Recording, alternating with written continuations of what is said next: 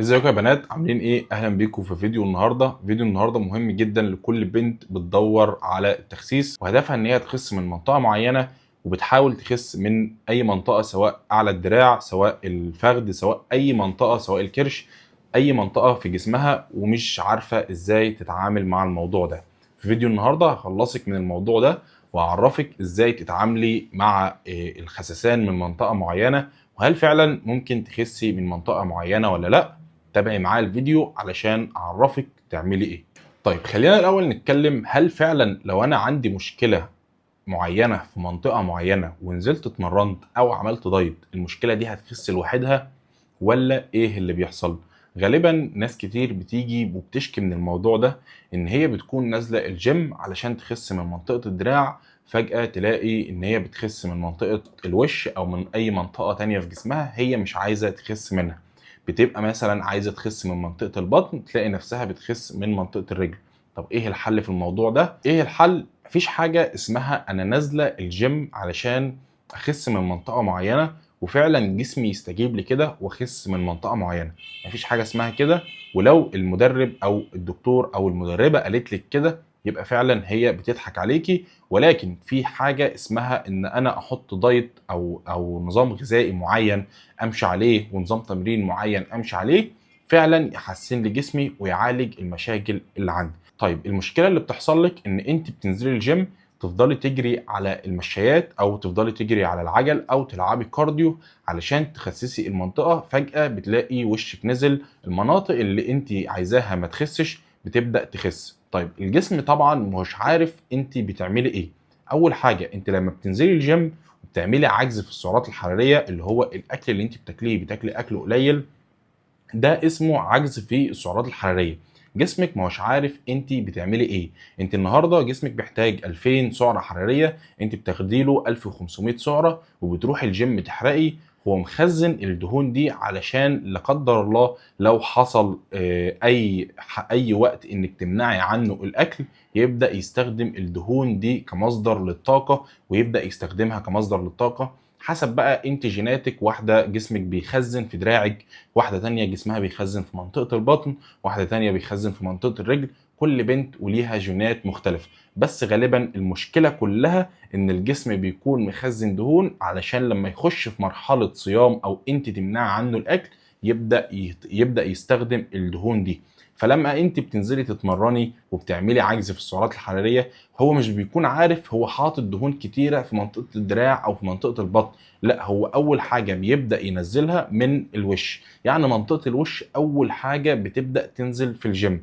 تاني حاجه بيبدا ينزل من فوق، والجسم بيبدا يخس من فوق وانتي نازله، فكده الجسم هيبدا يخس كله من فوق وانا نازله. يعني مثلا لو انا عندي دهون في منطقه البطن هتفضل كتير على ما تنزل. طيب الحل ايه؟ الحل ان انت تمارسي تمارين الكارديو مع تمارين المقاومه مع نظام غذائي معتدل محسوب ليكي انت.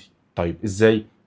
النهارده انا عندي مشكله في منطقه الدراع، منطقه دراعي مثلا فيها دهون كتيره وعايزه اتخلص منها. اول حاجه هتعملي دايت او هتمشي على نظام غذائي محسوب ليكي، مش هتمنعي فيه الكربوهيدرات، مش هتمنعي فيه البروتينات، مش هتمنعي فيه الدهون الصحيه. لازم النظام الغذائي اللي انت تمشي عليه يكون نظام معتدل بالهرم الغذائي، فيه دهون صحيه وفيه بروتينات وفيه كربوهيدرات، علشان جسمك ما يحسش انك بتمنعي من العناصر الغذائيه اي حاجه ويبدا يخس من اي مكان عشان ينقذ نفسه بسرعه. والميه برضو لازم تكون مهمه في اليوم. تاني حاجه، هتنزلي الجيم تتمرني، بس مش هتنزلي الجيم تتمرني تمارين كارديو بس، لا، لازم تنزلي الجيم تتمرني تمارين كارديو مع تمارين مقاومه.